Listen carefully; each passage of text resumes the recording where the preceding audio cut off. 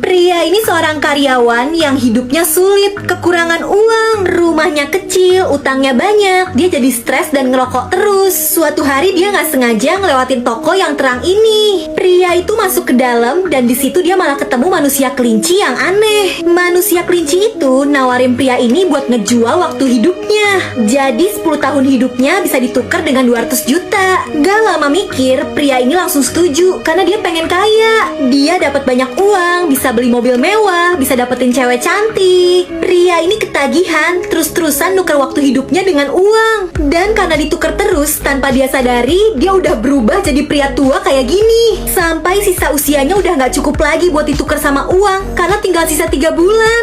Dan di situ udah ada pria muda yang baru nih, calon korban selanjutnya.